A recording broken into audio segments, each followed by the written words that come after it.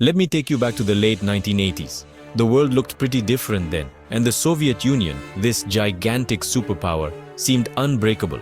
But just a few years later, it shattered into 15 independent countries. So, what actually caused the collapse of the Soviet Union?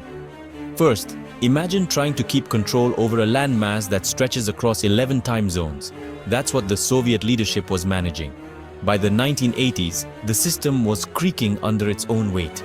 The economy was stuck in slow motion. Factories produced low-quality goods that nobody wanted, while basic things like food and clothes were often in short supply. People started getting frustrated. Then came Mikhail Gorbachev, the last leader of the USSR. He tried to save the sinking ship with two big ideas: media, Soviet citizens at public forums 1980s, people reading newspapers about Glasnost, Gorbachev announcing reforms, Glasnost, which opened up society and allowed people to speak their minds, and Perestroika, which aimed to fix the economy. But instead of fixing things, these reforms unleashed all sorts of pent-up anger and demand for change. Nationalist movements took off across the republics. Ukrainians, Lithuanians, Georgians, people all over the USSR started demanding more freedom and, in many cases, total independence. The old ways of Moscow controlling everything just didn't work anymore.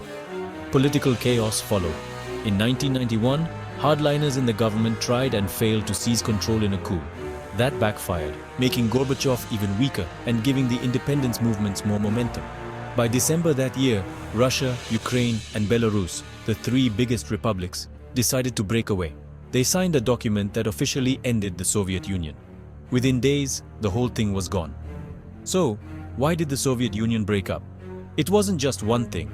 It was a perfect storm of media, Soviet ruble inflation charts, street protests in USSR, 1980s, political debates in Soviet parliament, economic crisis, political change, and people wanting their own voices heard.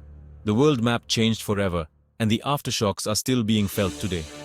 If you found this story fascinating, let me know what other history mysteries you want me to explore next.